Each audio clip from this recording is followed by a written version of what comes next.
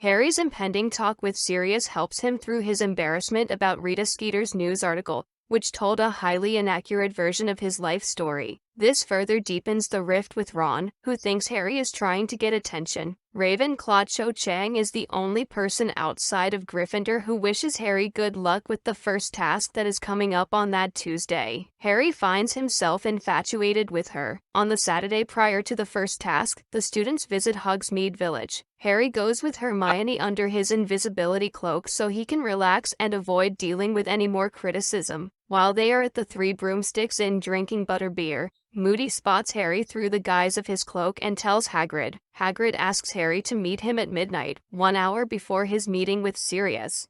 The gamekeeper sneaks Harry into a meeting with Maxime. She does not know Harry, who is again hidden under his cloak, is there. Hagrid leads Maxime and Harry to a spot in the woods where dragons are being kept for the first task. Charlie Weasley and other dragon keepers are working to get the dragons ready for the first task and keep them under control. Charlie talks with Hagrid and identifies the species of each of the 4 dragon breeds. He reveals that one is for each champion and that each must get past their assigned beast, though he and the other keepers are also there to keep things under control. Harry leaves for the castle, bumping into Karkaroff but managing to keep hidden. He realizes that if Karkaroff followed Hagrid and Maxime, it was likely that Cedric will be the only champion not aware of what he would be facing.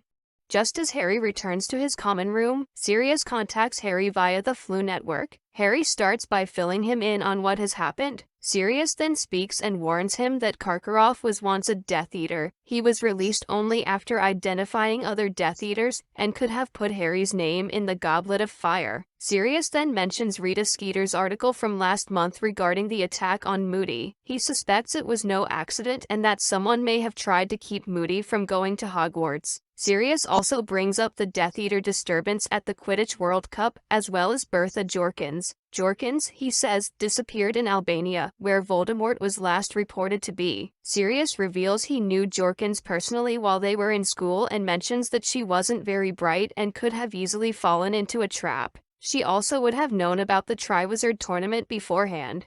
Sirius finishes by stating that Karkaroff betrayed the Death Eaters long ago and might not be the guilty party, especially since whoever put Harry's name in the goblet had a reason for doing so. Before he can give Harry any advice on getting past his dragon, he is interrupted by Ron and disappears from the fire. Ron demands to know whom he was talking to, but Harry tells him it's none of his business and goes to bed.